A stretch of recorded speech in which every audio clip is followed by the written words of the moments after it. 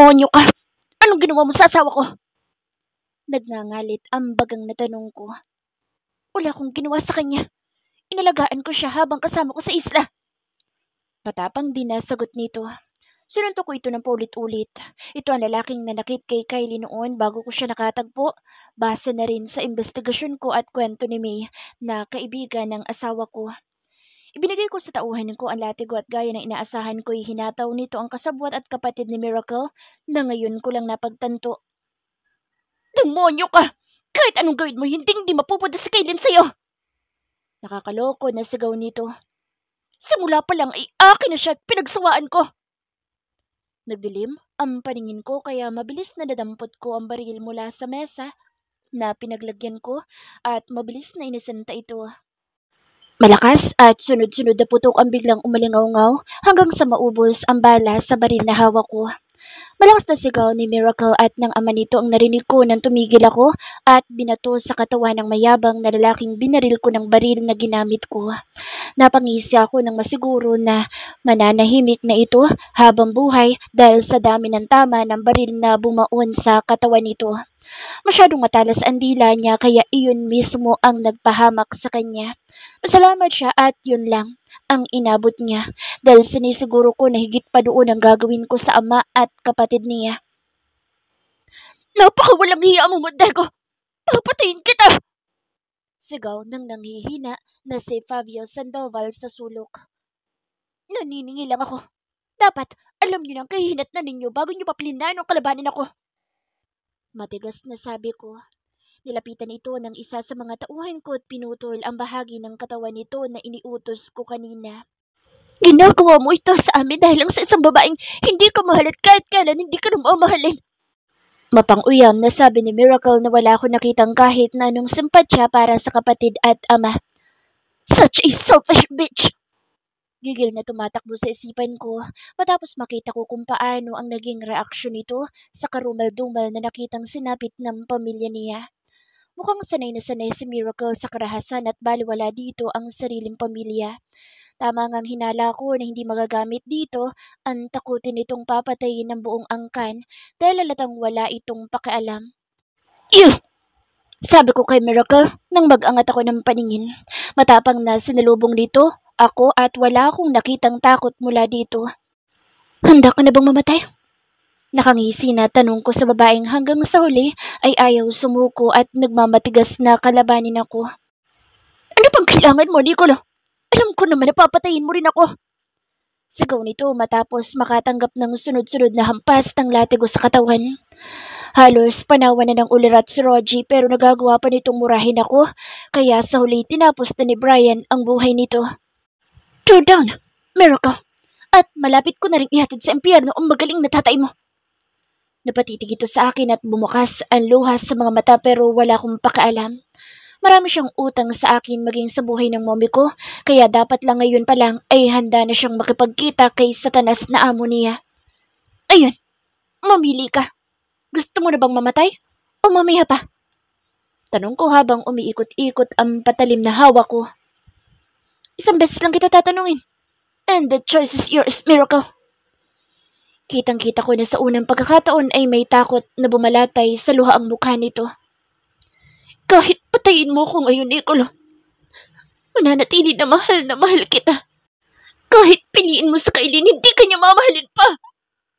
Sigaw nito na kumuha sa atensyon ko. Anong alam mo? Madilim ang mukha na tanong ko. Ngumisi lang ito pero agad na nabura nang bumaon sa hita nito ang patalim na hawak ko. I'll cut every inch of your body hanggang sa makuha ko ang sagot na kailangan ko. Stop! Ang sakit! Hiyaw nito. Halos mawala nito ng malay at namutla ng husto. Now, last chance, Miracle. Anong alam mo? Nakamamatay na tanong ko. Napanood ni Kylie ng interview at announcement ng engagement at kasal ninyo ni Mariel. Humihingal na sagot nito na pilit nilalabanan ang sakit dulot ng ginawa ko. Ano nangyari pagkatapos? Walang emosyon na tanong ko. Alam ko na sa pagkakataon na ito ay takot na sa Miracle dahil nakita niya kung paano lumabas ang demonyo sa katawan ko. She cried a lot. buong gabi hanggang sa kinaumagahan matapos niya mag-almusal. Inakatagpo niya ang mommy mo at sinaktan siya. Sagot nito. Alam ko na may kinalaman ka sa nangyari. Tinurukan mo ng droga ang mommy ko para magamit mo siya laban kay Kaylin, hindi ba? Nanginginig sa galit na tanong ko. Yes! Ginawa ko nga iyon dahil ayoko na mapunta ka sa kanya. Akin ka lang at ako dapat na magiging ina ng mga anak mo. Hindi ang walang kwentang babaeng yun. Frustrated na sigaw nito. Sinampal ko ito ng paulit-ulit at hindi ako tumigil hanggang sa hindi ko nararamdaman ng dugo sa kamay ko. This time para akong uhaw sa dugo at yun lamang ang satisfaction na kailangan ko. Sisiguraduhin ko sa'yo na hindi ka magtatagumpay dahil kahit na anong mangyari, hindi kita pakakasalan. Tinigilan ko ito nang makita ang lupaypay na. Ilibing na buhay iyan. Lagyan mo ng tali ang kamay at paa para walang kawala. Matigas na utos ko. May hukay na naghihintay sa kanila sa bakanteng lote na pag-aari ko na pinahanda ko simula pa kaninang pabalik ako. Alam ko na pagkatapos ng lahat ng ito'y magsisilbi itong babala sa lahat ng mga kalaban ko at mga taong gustong kalabanin ako. Tatapusin ko muna ang lahat dito and soon babalikan ko sa Kaylin sa Laguna para maging maayos sa amin ang lahat. Kung kinakailangan kong daanin sa dahas para pakasalan ako nito ay gagawin ko. Bahala na magalit siya dahil sa huli sisiguraduhin ko na hindi niya ako matatanggihan gaya ng plano na tumatakbo sa isipan ko. Kaylin's Personover Voice. 3 linggo na ang mabilis na lumipas. Wala akong tawag o kahit na anong natatanggap mula kay Nicolo simula ng huling beses na nakita ko siya. Bumalik kasi siya dito na akala mo ay inapi. Naalala ko pa kung paanong nalukot ang mukha ko dahil sa inis nang bumungad siya isang umaga pagising ko. Alam ko na namimiss ko si Nicolo lalo na sa gabi na tuwing nahihiga ako at naglilikot ang mga anak ko. Maglilimang buwan na kasi sila at mabilis lumaki kaya daig ko pa ngayon ang nakalunok ng pakwan. Kasama ko nga pala sina Angel at May ngayon dito. Pinadala sila ni Nicolo dito para may kasama ako matapos magsara ang flower shop na pinapasukan nila. Dahil hindi na kinaya ni Miss Shermaine patakbuhin ang shop, lalo na sa kondisyon umano nito na bawal ang ma-stress dahil maselan ang pagbubuntis ayon sa balita ng kaibigan ko. Sisi, gusto mo ba na maligo ulit tayo sa dagat? Tanong ng kaibigan ko na nag-e-enjoy ng todo dito sa beach house. Tinatamad ako, parang gusto ko nalang matulog eh. Sagot ko, iyain mo nalang sa Angel. Sabi ko sabay hikab. Lately kasi madalas ay inaantok ako sa umaga lalo pa at maaga akong nagigising. Wala si Angel. Abala. Lukot ang mukha na sagot ni May. Paanong abala? Wala naman kayong ginagawa dito ah. Nagtataka na tanong ko dahil may kasambahay naman kami. San pa? E di doon sa mga pasyente niyang maselan at maarte pa. Inis na sagot ng kaibigan ko. Dito kasi nagpapagaling sina Jack at Ruel kaya nagkita sila dito nang ihatid sa May at Angel na mga tauhan ni Nicolo. Alam mo naman si Angel, matulungin. Nakangiti na sabi ko. Ginagawa na siyang alila ng 2 unggoy na iyon. Natawa ko sa sinabi ni May. Mainit talaga ang dugo nito kay Ruel. Para itong matandang dalaga na nagme-menopause. Tulungan mo kasi nang hindi naman kawawa si Angel. May gusto ko lang yata kay Ruel kaya hindi ka makalapit. Pilya na sabi ko nakatanggap ako ng katakot-takot na irap. Hindi siyang ideal man ko. Mukha siyang gun sa kanto. Mataray na sagot nito. Panay ambos ka ko dito dahil piko naman ang kaibigan ko. Hindi ko tuloy napansin na lumapit sa amin ang taong pinag-uusapan namin na lukot ang mukha na akala mo ay sinisingil ng Bombay sa utang na tinakasan. Bakit nandito ka? Mataray na tanong ng kaibigan ko. Bakit nagtatanong ka? Kailangan ko na ba mag-report sa'yo? Pilosopo din na tanong ng isa na naging dahilan ng pamumula ng mukha ng kaibigan ko. Kumusta na mga sugat mo, Ruel? Hindi ko matiis na tanong dito. Maayos na po, my lady. Humilom na po mga tama ng bala sa katawan ko. Nakangiti na sagot nito. Masamandam ko talaga. Hindi ka pa natuluyan. Nakasimangot na sagot ni May. Bakit? Kung namatay ba ako, iiyak ka? Pilyo na tanong ng pasaway na si Ruel. Bakit kita iiyakan? Wala kan mang iiwan na kayamanan. Gusto kong matawa sa dalawa.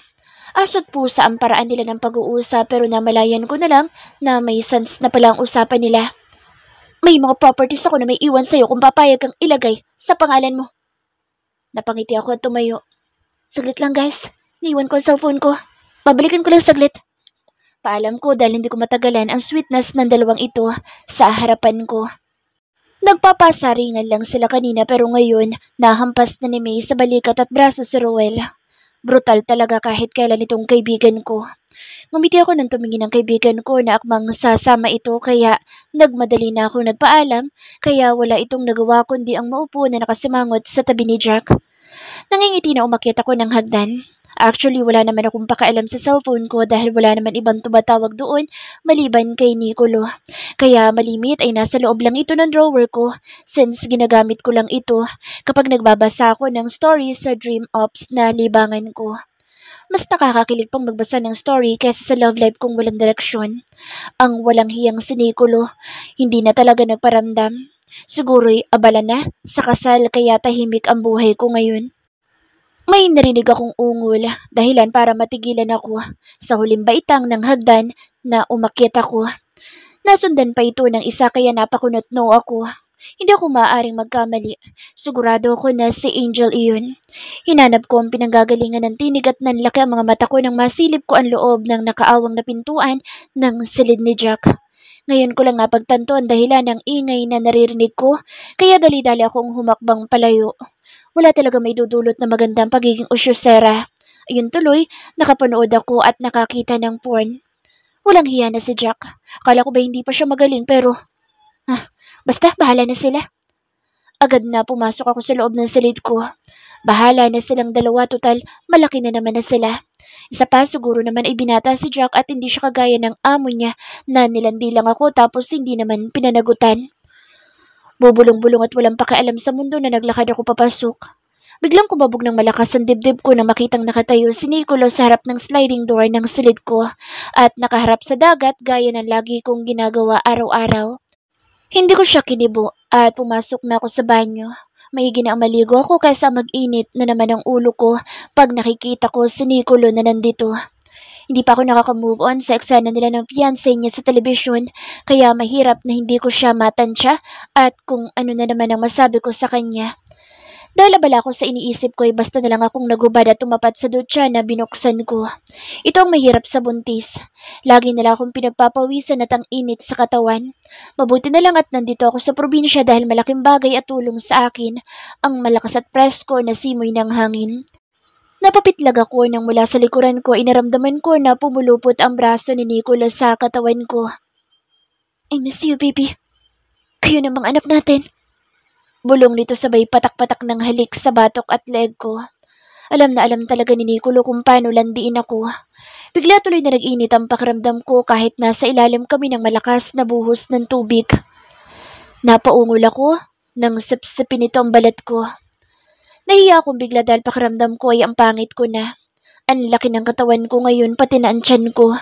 Bigla ako na-conscious lalo na ang tagal namin ni Nicolo na hindi nagkita. Relax, baby.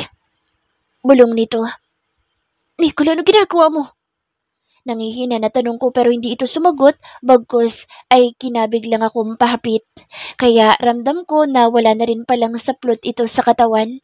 Ang tanga ko naman kung iisipin ko na may suot siyang damit dahil hindi siya si Nicolo kung hindi niya i-display sa mga mata ko ang katawan niya.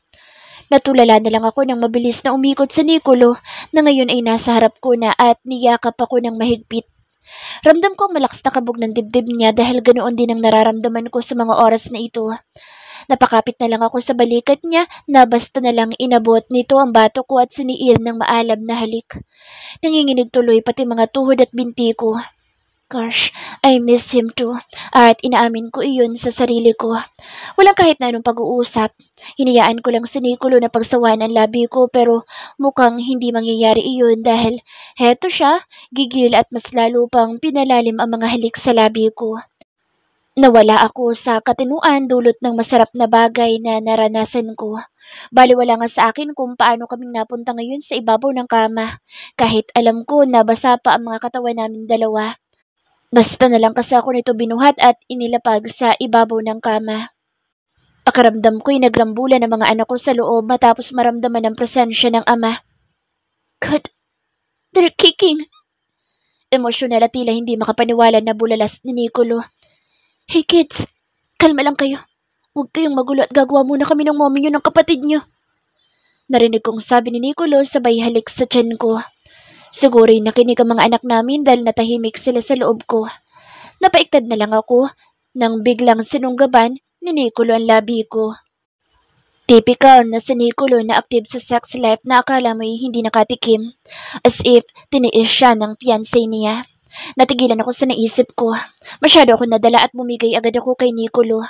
Nakalimutan ko tuloy ang pangako ko sa sarili ko na no touch and kiss na kami na lalaking nasa ibabaw ko. Ang saksi mo naman buntis. Bulong nito sa kamuling inayos ang posisyon sa ibabaw ko. Inikutan ko lang ito ng mga mata. Nagawa pa niya akong bulahin sa itsura ko ngayon na parang nakalunok ng 3 malalaking pakwan. I miss you. Bulong ni Nicolo sa tabi ko nang mahiga ito at niyakap ako. Ako rin naman na-miss ko siya, kaya lang naguguluhan ako sa sitwasyon naming dalawa. Alam ko na sa puso ko'y malaking bahagi na noon ang napasok ni Nicolo. Napatunayan ko iyon nang makaharap kong muli si Joel. Tinatanong ko nga ang sarili ko kung minahal ko nga ba talaga si Joel o baka naging attached ako masyado sa kanya noon dahil siyang nakikita ko na ideal na nakasama kong bubuo ng pamilya na malayong ugali sa mga magulang ko. Isang bagay ang na-realize ko. Naganap lang ako ng atensyon at kalinga mula sa iba at ako mismo'y hindi ko alam kung ano nga ba ang totoong pagmamahal dahil malayong malayo ang nararamdaman ko noon kay Joel kumpara sa kung ano ang laman ng puso ko para kay Nicolo ngayon. Malakas na katok ni May sa labas ng pintuan ang gumising sa akin. Babangon sana ako nang magising ako pero nauna nang tumayo si Nicolo at tinungo ang pintuan. Nakahinga ako ng maluwag nang makita ko na may kumot na nakatakip sa katawan ko dahil agad na nakatulog ako kanina matapos ang nangyari sa amin ni Nicolo. She's sleeping. Narinig kong sabi ni Nicolo sa kaibigan ko. Okay, gigisingin ko sana para magtanghalian. Malimit kasi siyang tulog sa tanghali at hindi pa kumain. Napangiti ako sa narinig na sinabi ng kaibigan ko. Kahit kailan talaga si May ay ako lagi ang iniisip. Gusto kong kumain pero inaantok talaga ako. Ewan ko ba pero recently takaw tulog talaga ako.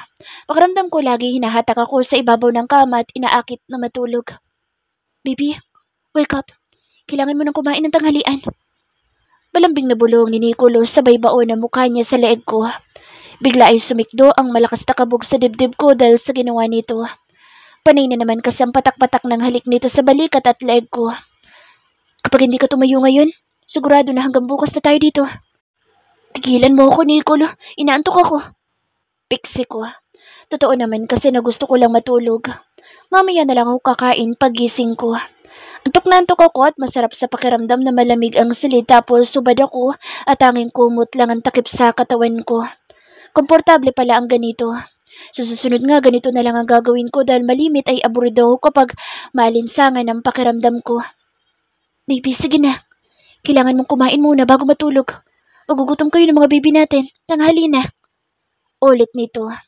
Napapikit ako ng mariin. Tama siya. Kailangan ko ang kumain pero nanghihina kasi ako eh. Idlip lang muna ako saglit. After 1 hour, babangon din ako. Sabi ko sabay hapit sa kumot at namimigat ang talukap ng mga mata na pumikit ako. Nagising akong panay na naman ang pisil ni Nicolo sa katawan ko kaya natampal ko ang kamay nito. Wala na yatang minuto lumipas na hindi siya nakahawak sa katawan ko. Tinawanan lang ako nito sa kamarahang hinalikan ako sa balikat. Your 1 hour is up. Bago na at baka makalimutan ko na pagod at gutom ka na. Walang imik na tumayo ako kahit medyo nahihilo pa ako. Mas mabuti na ngayon ang pakiramdam ko. Marahil ay dahil sa nakatulog ulit ako ng maayos. May damit na ako nakahanda nang lumabas akong nakaroba sa banyo. Kung titingnan parang maalagang asawa sa Nicolo. Kung hindi ko lang alam na ikakasal na ito ay di sana'y masaya ako dahil ramdam ko ang pag-aalaga niya sa akin ng husto. Let's go. Sabi nito matapos lumabas ng banyo at abutan akong nakabihis na. Parang gusto ko siyang yakapin na mahigpit pero nagpigil ako. Ang lakas kasi ng dating niya at maningning sa mga mata ko, lalo na at very appealing ang puting t-shirt na suot niya at jogger na akala mo ay sportsman model. Huwag malandi Kaylin. Kakain ka ng kanin. Hindi ng tao sa harap mo. Lihim na laman ng isip ko. Let's go. Ayan ito sa akin na akala mo'y ayos na kaming dalawa, lalo na't inabot nito ang kamay ko at pinagsali ko pa. Sana lang walang mata dito ang fiancé niya. Ayoko pa naman na matyusmis at sabunutan nito kapag sinugod ako gaya ng malimit na napapanood ko. Nico, huwag kang dikit na dikit sa akin. Pikse ko sabay hila ng kamay ko pero mahigpit na hawak niya ito. Bakit hindi? Salubong ang kilay na tanong nito. Inarapan ko ito. Porke wala dito ang fiancé niya, ang lakas na loob ni Nicolo. Kapag nakarating ito sa mapapangasawa mo, baka bigla akong sugurin dito at sabunutan ako. Hindi makatiis na sagot ko. Nagkabit balikat lang ito. Saka nakita ko na nangingiti na naglalakad sa tabi ko. Lalo tuloy na nalukot ang mukha ko dahil pakiramdam ko ay baliwala sa kanyang sinabi ko. Langya talaga siya. Hindi ko tuloy alam ang gagawin ko kay Nicolo. Hanggang sa makarating kami sa hapag at kumain. As usual, sweet siya na akala mo'y mahal na pinagsisilbihan ako. Panay ang lagay niya ng pagkain sa pinggan ko at sali ng juice sa baso ko. Nicolo, ano ba balak mo sa amin ng mga anak ko? Seryoso na tanong ko. Mga anak natin, Kaylin. Pagtatama nito. Oo na, anak mo na. Piko na sagot ko. Hindi ko na nga siya kinausap hanggang sa matapos ako. Kasi pakiramdam ko'y nagsasayang lang ako ng laway. Isa pa mukhang hindi naman niya sineseryoso ang mga sinasabi ko. Kaya nanahimik na lang ako hanggang sa mauna na akong tumayo at iwan siya sa hapag. Nabutan ko sa sala ang apat na himalang walang gulo. Tahimik na nanonood ng romance movie na walang reklamo sa may katabi si Ruel. Na tahimik din na mukhang nakatulog na. Mga lalaki talaga, ang boring kasama. Isa din itong malanding si Jack na akala mo'y wala silang ginawang milagro ni Angel kanina. Akala mo naman may love life sila at may pasandal pa sa balikat. Soon, maghihiwalay din naman sila.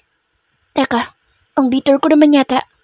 Palibhasa ay bitter din ang love life ko kahit na may pasweet na Nicolo na nakabuntis sa akin. Iniwan ko sila at tinungo ang silid ko. Magbabasa na lang ako ng novel sa Dream at kikiligin pa ako. Natutunan ko magbasa doon dahil sa sobrang stress ko. Kahit paano ay nababawasan ang frustration ko sa buhay dahil nawiwili ako sa mga poging male character sa story na binabasa ko. Total, hindi na sumunod si Nicolo kaya naisip ko na umalis na siya at bumalik na sa Maynila. Maigi na iyon na walang mangiistorbo sa akin dahil malapit ko nang matapos ang binabasa ko kaya kilig na ako. Hindi ko tuloy napansin ang madilim na aura ni Nicolo na kanina pa nakatingin sa akin. Akin na yan! Sagaw ko nang hablutin nito ang cellphone na hawak ko. Ibalik mo sa akin yan at wag na wag mong pakikialam ang binabasa ko. Sagaw ko. Ano to? Tanong nito nang tingnan ang binabasa ko. Kapag hindi mo ibinalik sa akin yan, makikita mo. Nanlalaki ang mga mata na banta ko. Kapag ibinalik ko, anong mapapala ko? Nalukot ang mukha ko sa kondisyon niya. Kahit ano, bahala ka na. Wala sa sariling sagot ko. Nasa climax na kasi ako ng story tapos abala siya. Oh, good answer. Sige, pagbibigyan kita. Pero magpapakasal tayo mamaya ha? Sabi pa nito na akala mo'y kakain lang sa kanto kung ayain ako. Akala ko na may nagbibiro siya o inaasal lang ako kaya syempre okay lang ang sagot ko. Dahil gigil na ako makuha ang cellphone ko. Here. Abot nito sabay halik sa labi ko. Sinamaan ko lang ito ng tingin sa kamuling binalikan ng chapter na binabasa ko pero kahit anong refresh ko, hindi ko na mabuksan dahil nakalock na ito. Walang iyak ka, Nicole. Anong ginawa mo? Naiiyak na tanong ko. Alam mo yung pakiramdam na excited ka na sa binabasa mo dahil nandun ka na sa intense na eksena tapos nakalock ang next chapter? Biglang naiyak ako. Kasalanan talaga ni Nicolo ito. Hey, akin na. Titingnan ko. Sabi nito pero hindi ko kinubo at nagpahid lang ng luha. Hindi ko alam paano mag-unlock niyan. Kung di mo pinakalaman, hindi siguro magkakaganyan yan. Mas mukhang problemado patuloy ngayon si Nicolo dahil marahil sa nakitang masama ang loob ko kaya panay pindot dito sa cellphone ko saka inabot sa akin. Ayun na, ayos na lahat. Mababasa mo na kahit na anong story na gusto mo. Mayabang na sabi nito. Tinignan ko ang sinabi nito at tama nga siya na na-unlock na niya ang chapter at ang maganday pwede ko na raw mabasa ang iba na dati ay hindi ko mabuksan. May pakinabang din talaga minsan ang pagkapakialamero ni Nicolo kaya napangiti ako nang makitang ayos na ang lahat. Finally, Narinig ko na sabi nito na nakatitig sa mukha ko nang mag-angat ako ng tingin. Bakit? Nagtataka na tanong ko. Wala. At last, nakita ko nang umiti ka ulit. Ang sungit mo kaya lately? Tila batang nagtatampo na sabi nito na naupong katabi ko pa at sumandal sa headboard ng kama. Kasalanan mo yun. Pabaero ka kasi. Irap na sagot ko. Tumawa lang ito na akala mo'y nakakatawan sinabi ko. Wala akong babae maliban sa'yo. Promise. Bulong nito sabay kabig sa balikat ko at hinalikan ako sa ulo. Huwag mo nga akong utuin, Nicolo. Malinaw na nakita ko sa TV ang announcement ng kasal at engagement mo sa ibang babae. Mapait na sagot ko. Palabas lang iyon para malin lang mga kalaban ko. Binalak ka nilang saktan kaya ginisa ko sila sa sariling mantika pero sa huli, hindi rin kita naprotektahan dahil nasa loob mismo ng bakuran ko mga ahas at traidor sa organisasyon ko. Natahimik ako matapos marinig ang paliwanag nito. Hindi ko inaasahan na may ganitong issue lalo nang ikwento niya ang tungkol kay Miracle na anak ng kalaban namin. Ginamit niyang mommy ko para saktan ka. I'm sorry, baby. Wala ako sa tabi mo noon para protektahan ka. Kung nasa matinong isipan lang ang mommy ko ay alam ko na hindi niya gagawin sa iyo iyon. Lalo na't dinadala mo mga magiging apo niya na hindi na niya makikita pa. Pinatay siya ng kalaban ko matapos na kidnapin ka ni Miracle at dalhin sa isla na pag-aari niya. Kasabot ang kapatid niya at ex-boyfriend mo. Balungkot na bulong nito habang yakap ako ng mahigpit. Nabitawan ko ang cellphone na hawak ko nang hindi ko mapigilan. Nadala ng matinding emosyon ay niyakap ko siya ng mahigpit. Namiss din kita. Pero tiniis ko kasi nagalit ako. Ang sakit kaya na makita ka na sa TV tapos may kasama kang babae. Hindi ka pa nakontento. Tumawag ka pa kay Miracle para itago sa akin ang lahat kaya nagmukha akong tanga noon. I'm sorry. Hindi ko alam na nagsisinungaling si Miracle pero sa totoo lang, wala akong tiwala kay Joel. I swear, hindi ko siya tinawagan. Pinalabas lang niya iyon para guluhin ang isipan mo at ibuyo na magalit ka sa akin. Please, huwag ka na ulit magalit ng ganoon. Mahinahon na sabi at pakiusap nito. Pumatak ang luha ko na nakasubsob sa leeg ni Nicolo. Bakit ba hindi ko siya agad tinanong para malinawan ang lahat? Heto, tiniis ko siya tapos pinagtabuyan pa dito sa beach house na pag-aari niya. I'm sorry. Tanging nasabi ko lang dahil emosyonal ako at halos walang lumabas na kahit na ano sa labi ko. Niyakap ko lang siya na mahigpit hanggang sa hindi ko alam kung gaano katagal. Promise, hindi na kita ulit palalayasan dito. Napapasigok na sabi ko. Marahang haplo sa likuran ko lang ang natanggap ko at panakanakang halik sa buhok ko. Wala siyang sinabi na kahit na ano at inunawa niya ang sitwasyon ko. Stop crying. Baka kung anong isipin nila kapag namumugto ang mga mata mo mamaya sa kasal natin. Napanguso na lang ako sa sinabi nito. Nagawa pa niya akong biruin despite the situation para pagaanin ang loob ko at hindi mag-guilty sa ginawa ko. Isang bagay ang nakalimutan ko. Hindi nga pala marunong magbiro si Nicolo dahil heto ako ngayon, naglalakad palapit sa kinatatayuan niya. Matapos nadalhin ako dito sa garden ng bahay na hindi ko alam kung kailan nilagyan ng dekorasyon dahil nasa loob lang naman ako kanina. Mukhang bago pa siya pumasok sa silid ko ay nakaplano na ang lahat. Pinagbihis kasi ako nito ng puting damit na basta nalang ibinigay sa akin at sinabi na may pupuntahan kami. Gulat na lang ako na bago lumubog na ang araw ay maraming tao akong nadatnan sa garden at pawang mga nakabihis ang mga kaibigan ko na nakangiti na naghihintay sa akin. Nagsimula ang seremonya, nalutang ako dahil sobrang emosyonal ako. Tinutuo nga ni Nicolo ang sinabi niya kanina na pakakasalan ako at heto na ang araw na iyon. Kaylin, tinatanggap mo ba si Nicolo Mandego na maging asawa sa hirap at hindi na natapos ng judge na nagkakasal sa amin ang sasabihin ng sumabat si Nicolo. Hindi kita pinapunta dito para tanungin siya. Ang sabi ko, ikasal mo kami. Huwag mo na siyang tanungin dahil oo na ang sagot ng asawa ko. Lahat ay natahimik at parang dinaanan ng anghel ang mga tao sa paligid namin. Kahit kailan talaga, ang brusko ng ugali nito. Hindi tuloy malaman ng judge ang sasabihin kaya mabilis na inilabas na nito ang papel at sinabing pirmahan na namin. Agad-agad? Tanong ko dahil hindi naman ganito talaga ang kasal na nabasa at napanood ko. Magpapakasal ulit tayo kapag lumabas na mga bibi natin. For now, sisiguraduhin ko muna na wala ka ng kawala. So sign it now. Hindi nga nito hinintay na sabihin ko ang gaya ng nababasa ko na you may kiss the bride. Kasi basta nala ako nitong sinapo sa batok at hinalikan na akala mo'y kami lang dalawa ang tao sa lugar na ito. Congratulations, Ate Buntis! Nakangiti na baling sa akin ang yumakap na si Angel. Soon, ikaw naman ang mabubuntis. I mean, ikakasal. Nadulas na sagot ko na ikinapula ng mukha nito. Napangiti ako nang tapunan ni Angel ng tingin ang napaubo na si Jack sa tabi nito. What's the meaning of that? Tanong ng mapaghinala na si Nicolo sa tabi ko. Wala. Tingin ko ikakasal na sila soon. Kibit balikat na sagot ko. I guess you're wrong. Sagot ng asawa ko na itinuro sa na may atruel na nahagip ng mga mata ko na mabilis na hinalikan ng kaibigan ko. Chismoso? Natatawa na tampal ko sa kanya. Minsan talaga ang hirap i-describe ng ugali ni Nicolo dahil sa mata ng mga taong nakapaligid sa kanya nakakatakot at deadly ang personality niya. Pero ang hindi nila alam ay tanging ako lamang ang nakakakita ng mabuting katangian ng mafia lord na kinatatakutan nila. I love you. Madamdaming sabi ko. Sapat na iyon para makita ko kung gaano kasaya ang taong mahal ko. Lalaking alam ko na mamahalin ako ng buong buo. Kami ng mga anak ko. Masaya ako dahil nagkamali man ako pero dahil sa isang halik, ay heto ako, asawa ng mafia lord na pinutunayan sa lahat kung gaano ko kahalaga sa kanya at sa buhay niya bilang babaeng mahal na mahal niya.